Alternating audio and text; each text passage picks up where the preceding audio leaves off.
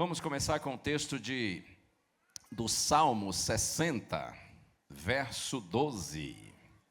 Verso conhecido e lindo. Palavras de Davi.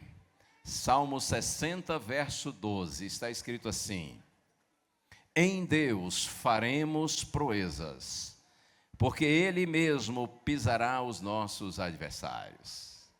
Em Deus, diz Davi, faremos proezas, porque Ele mesmo, ou seja, o nosso Deus, pisará, vencerá os nossos adversários. Oh, eu gosto disso.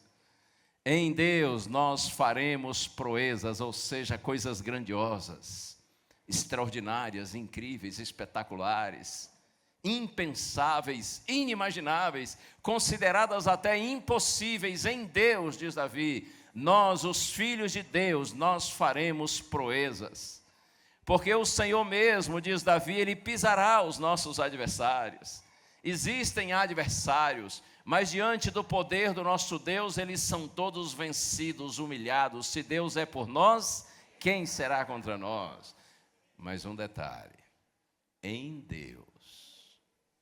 Não fique pensando que é porque você é bonitinho, bonitinha.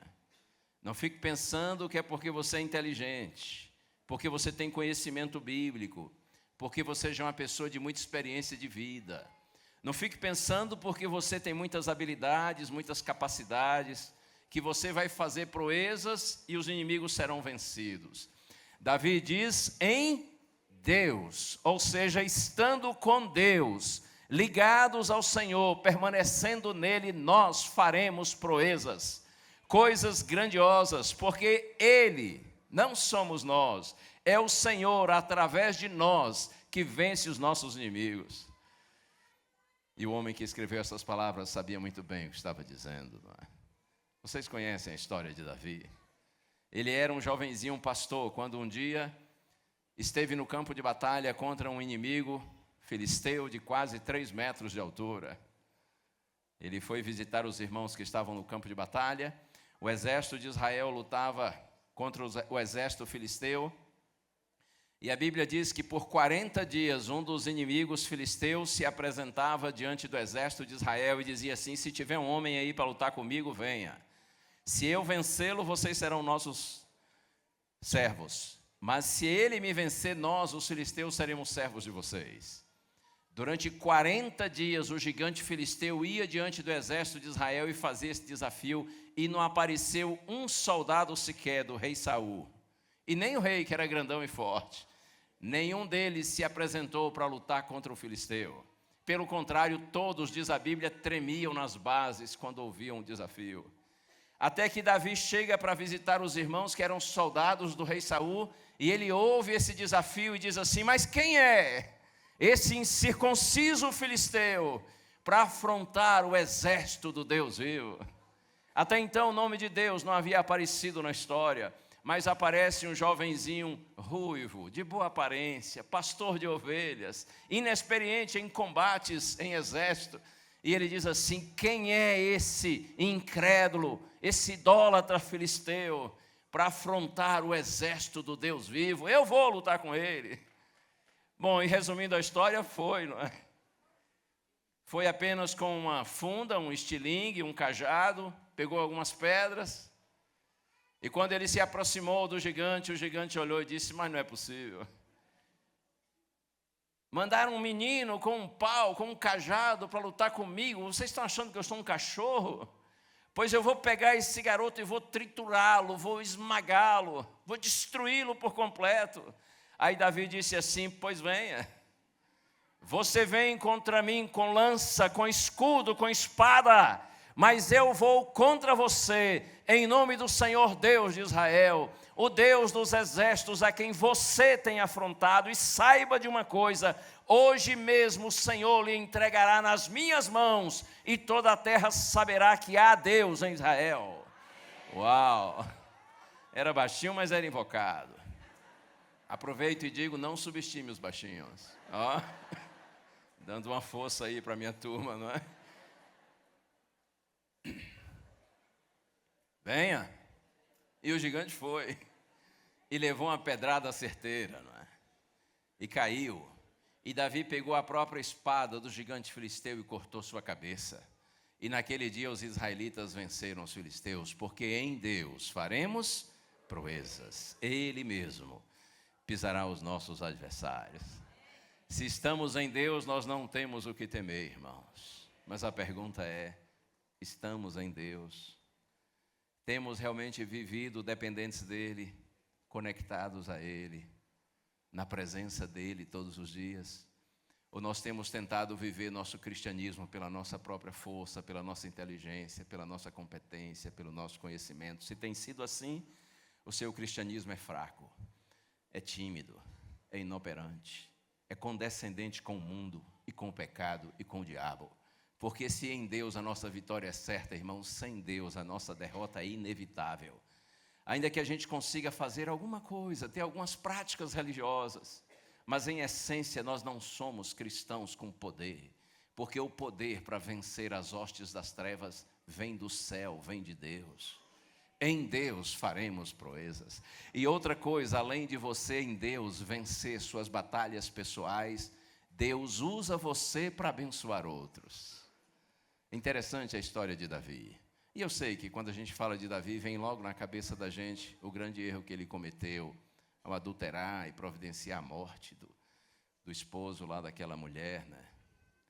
Que pena que Davi cometeu esse grande erro. Que pena que quando a gente pensa em Davi, normalmente a gente pensa na falha dele, e não nas grandes conquistas, nas grandes batalhas vencidas pelo poder de Deus. Quando a Bíblia diz que Davi foi um homem segundo o coração de Deus, irmãos, é exatamente porque para Deus o mais importante é que nosso coração seja sincero na presença dEle. E quando nós errarmos, que nós tenhamos como Davi a coragem de confessar nossos erros, nos humilhar diante do Senhor e pedir o seu perdão. Há perdão para todos quantos queiram. E não há só perdão, há poder para uma nova vida, para ser restaurado. A despeito do grande erro que cometeu, Davi foi um homem extraordinário, usado por Deus, e isso me conforta. É por isso que a Bíblia é muito fiel e verdadeira em relação aos seus heróis. Mesmo os grandes heróis de Deus falharam, erraram, mas eles venceram e foram perdoados e restaurados pelo poder de Deus. Isso mostra que a Bíblia é verdadeira e, além disso, Deus permitiu que os erros desses queridos fossem registrados para confortar a gente, quando nós também erramos. Davi errou, mas venceu, ergueu a sua cabeça e se tornou o mais magnífico rei de Israel em todos os tempos. Até hoje, Davi é celebrado em Israel como grande rei. Quando você se coloca nas mãos de Deus, além de vencer na luta contra o mal, Deus usa você para que você seja uma bênção na vida de outros. Davi se tornou um rei tão inspirador pela sua confiança em Deus, pela sua humildade e por sua bondade, que a Bíblia diz que os exércitos que Davi liderava lhe eram muito fiéis, inclusive, dentre os soldados de Davi, alguns homens se destacaram tanto em fidelidade ao rei e ao reino de Israel, e esses homens eram tão corajosos e tão habilidosos, capacitados por Deus, que eles ficaram na história conhecidos como os valentes de Davi. E a Bíblia menciona o nome de 37 homens, os chamados valentes de Davi. Eram guerreiros tremendos.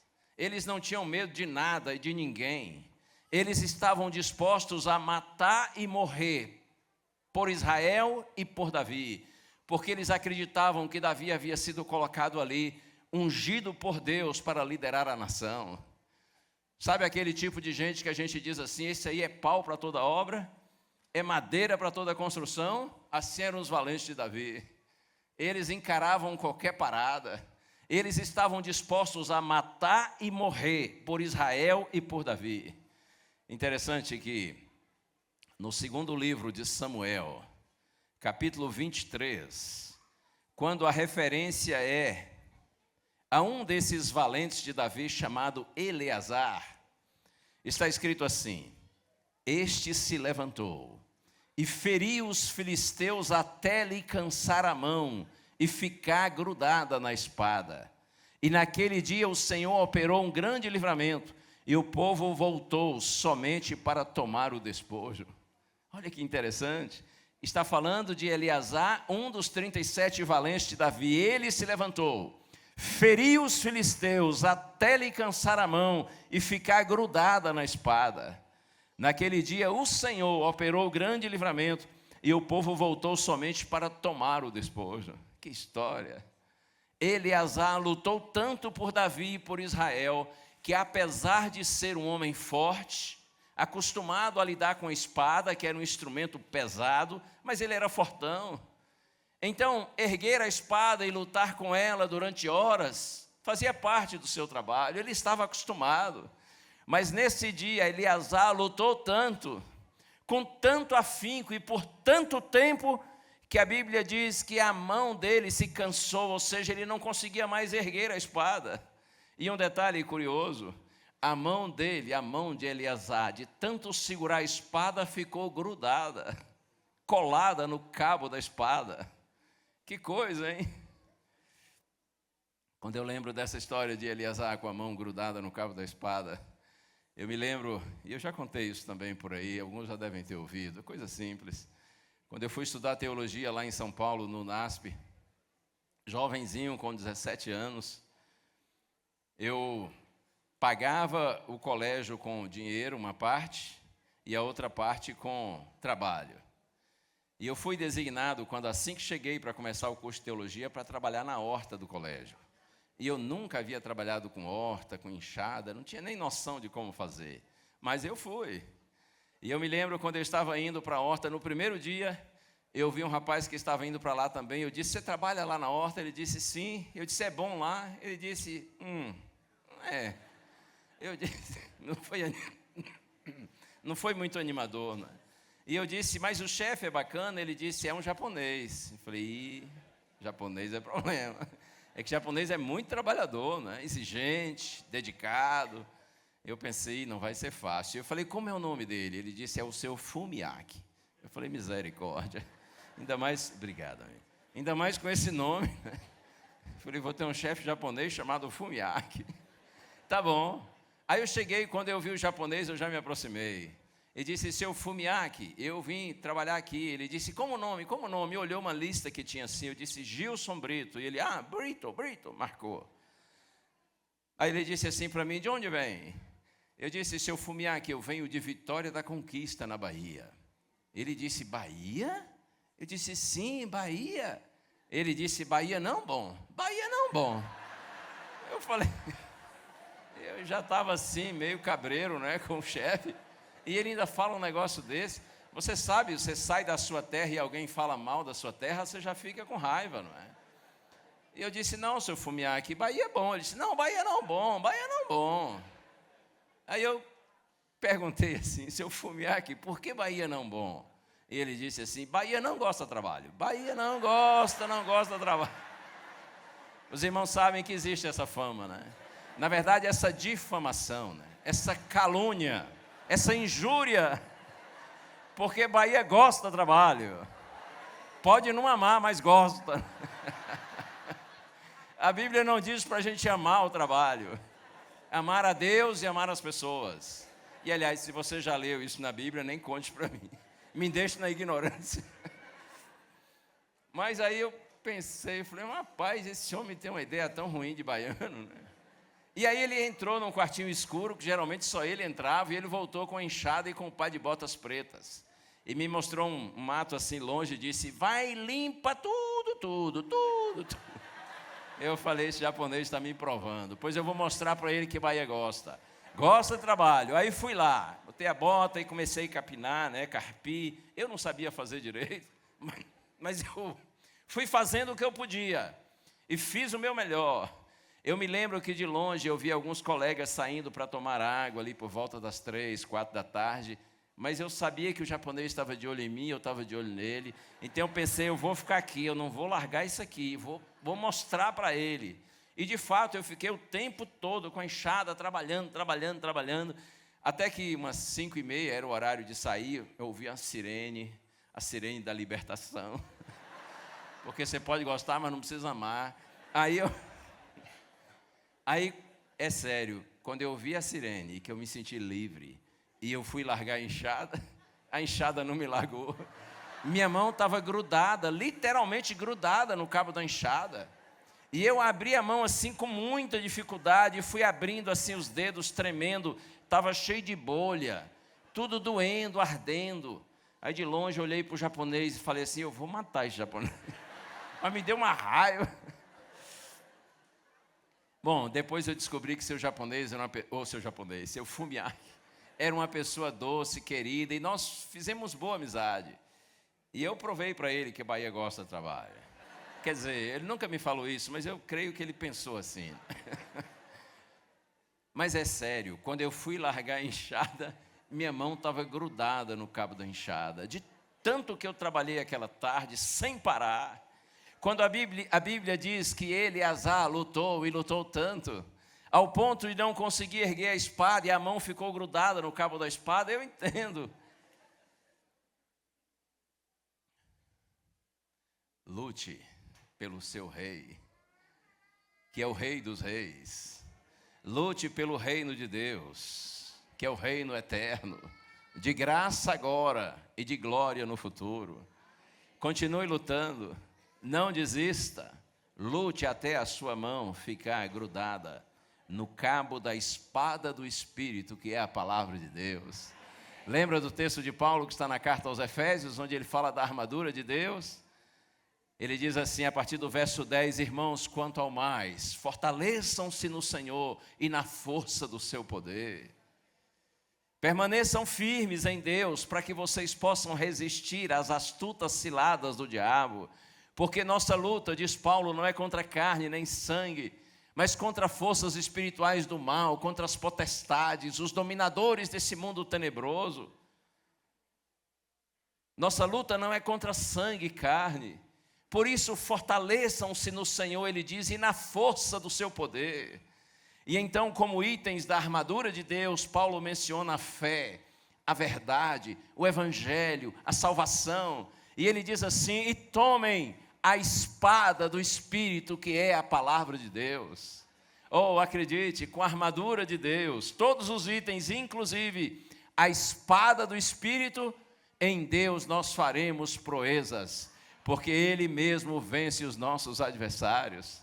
Mas a espada do Espírito, que é a palavra de Deus, irmãos, precisa estar em nossa mente, em nosso coração, diante dos nossos olhos, dos nossos ouvidos, não somente nas nossas mãos. Não adianta ter nas mãos a espada do Espírito, ou ter a espada do Espírito no celular, se a gente não a conhece, não sabe manejá-la, não sabe usá-la. Não adianta ter a espada do Espírito na mão, se ela não está diante dos nossos olhos, dos nossos ouvidos, não está em nossa mente, não está em nosso coração. Hoje todos os crentes têm a espada do Espírito, seja assim um livro físico como esse, ou seja aí no celular. Mas quantos dos que têm a espada do Espírito na mão conhecem a espada do Espírito? Se humilham diante da espada do Espírito e procuram conhecê-la, segui-la, vivê-la, interiorizá-la, amá-la, obedecê-la. É pelo poder de Deus e não pelo nosso poder que os nossos inimigos são vencidos. Eu gosto do texto de Paulo, aliás de João, primeira carta de João, capítulo 2, verso 14, quando ele faz referência aos jovens. E ele diz assim, jovens, eu escrevi a vocês porque vocês são fortes. A palavra de Deus, de João, permanece em vocês e vocês têm vencido o maligno. É 1 João 2, verso 14. Veja, quando João diz, jovens, eu escrevi a vocês porque vocês são fortes, ele não está falando de força física. Ainda que seja na juventude que a gente tenha maior vigor físico. Mas aqui João está falando de força espiritual. Tanto é que ele diz assim, vocês são fortes e vocês têm vencido o maligno, o diabo, as forças espirituais do mal. João está ressaltando aqui a força espiritual desses jovens. Eram jovens que viviam numa região do mundo chamada Ásia Menor, hoje onde está a Turquia. Jovens brilhantes, estavam vencendo na luta contra o mal, mas qual era a razão da vitória deles? Está no texto, não é? Eu escrevi a vocês porque vocês são fortes, a palavra de Deus permanece em vocês e vocês têm vencido o maligno. Qual era o segredo da força deles? A palavra de Deus permanece em vocês. A palavra de Deus está em vocês, não só nas mãos de vocês, na mente, no coração, na vida de vocês. Vocês têm procurado interiorizá-la, amá-la, conhecê-la, segui-la e vivê-la. Por isso, vocês, jovens de João, parabéns. Vocês são fortes, vocês têm vencido o maligno. É assim, irmãos. Tem vitória para todos quantos queiram, mas a vitória passa pela palavra de Deus. Outro item imprescindível para a vitória, vocês conhecem, é a vida de oração. Se o meu povo, diz Deus, já há muitos séculos, se humilhar e orar, e buscar a minha face, e se desviar dos seus maus caminhos, então eu ouvirei dos céus, perdoarei os seus pecados e sararei a sua terra. 2 Crônicas 7,14. Se o meu povo, diz Deus, se humilhar e orar. Olha aqui um detalhe. Você já parou para pensar que a oração é um ato de humildade?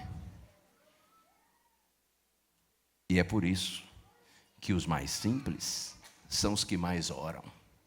Porque quem se acha não se humilha. Na oração você reconhece sua carência, sua insuficiência, sua dependência de Deus. Por isso, irmãos, que nós oramos pouco, porque somos soberbos, somos arrogantes, a gente se acha. Mas se o meu povo, diz Deus, se humilhar e orar, e buscar a minha face, ou seja, procurar permanecer na minha presença. Quem estava aqui hoje de manhã lembra do texto de Paulo?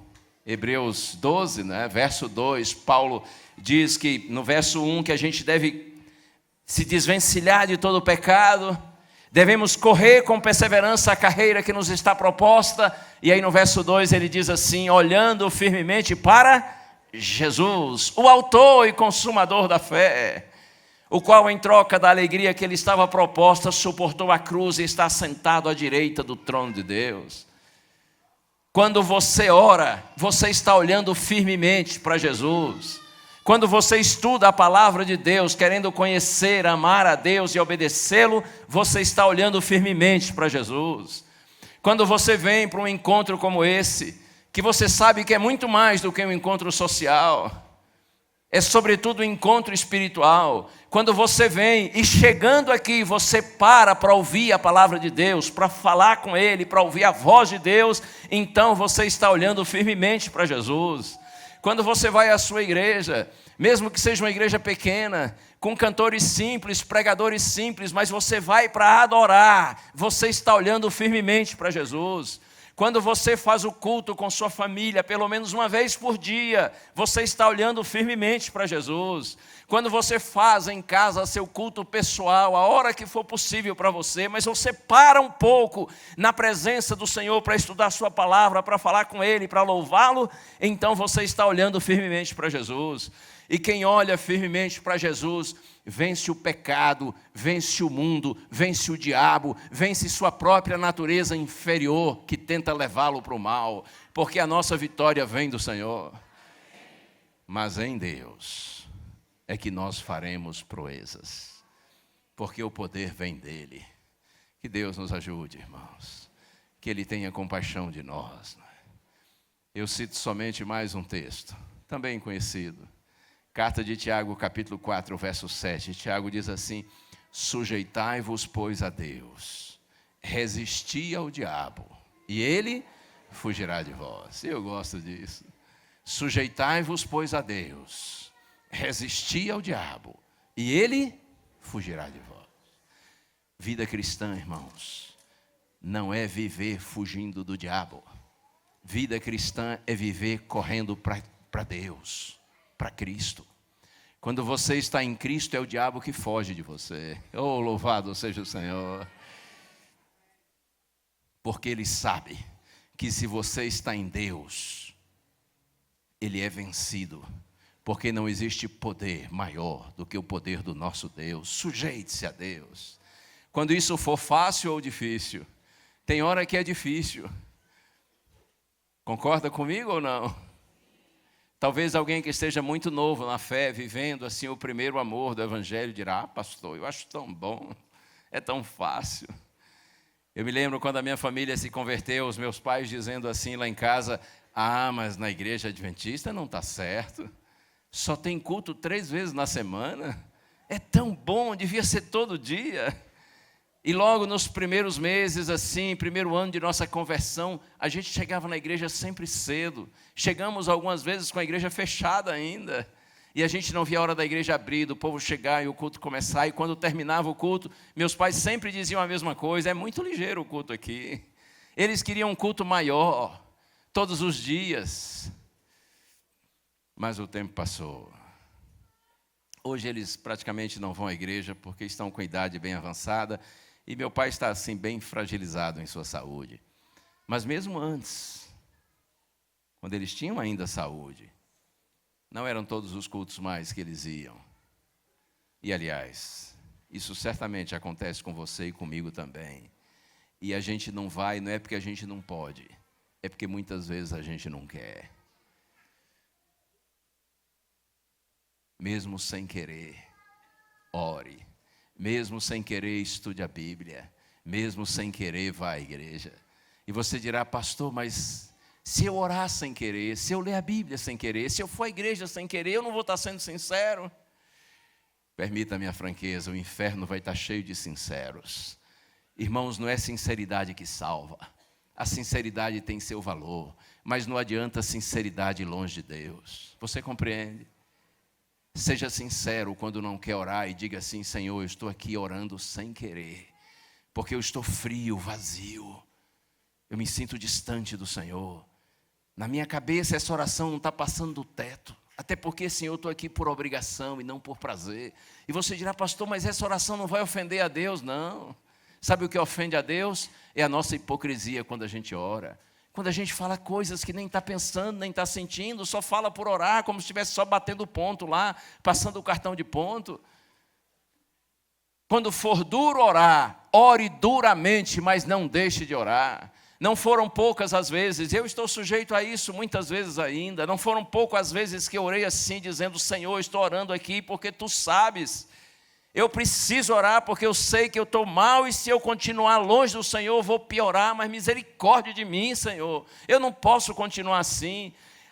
Lembra das palavras de Paulo em Romanos 7? Com a minha mente eu tenho prazer na lei de Deus, mas eu vejo nos meus membros uma outra lei que guerreia contra a lei do meu entendimento e me prende no pecado. E Paulo diz assim: miserável homem que eu sou. Ore a Deus assim e diga: Senhor, misericórdia de mim. Eu já tive tanto prazer em orar, estudar a Tua palavra, mas hoje eu estou frio, vazio. Eu estou aqui orando, Senhor, porque eu sei que se eu parar de orar vai ser pior. Mas eu preciso que o Senhor faça uma intervenção, porque eu não sei até quando vou resistir, viver o cristianismo assim. Ei, você está orando, Deus está ouvindo a sua oração. Buscar-me-eis e me achareis, quando me buscardes de todo o vosso coração. Buscar de todo o coração muitas vezes inclui isso, uma oração racional, sem sentimento, mas verdadeira. Quando for duro orar, ore duramente. Quando for difícil estudar a Bíblia, estude-a com dificuldade, sendo verdadeiro e clamando pela misericórdia de Deus. Está difícil e a igreja, vá do jeito que você está, vá se arrastando se for preciso, se as pernas pesarem. E se o tempo de 1 hora no culto parecer interminável, ainda assim fique lá e adore. O problema não está na Bíblia, nem em Deus, nem na igreja. O problema está em você, o problema está em mim. Porque apesar de convertidos, ainda temos uma natureza pecaminosa, que se for deixada livre, ela nos separará de Deus outra vez. Lembra das palavras de Hebreus de ontem? Paulo diz: importa que nos apeguemos com mais firmeza às verdades ouvidas, para que delas nós jamais nos desviemos. Que Deus nos abençoe.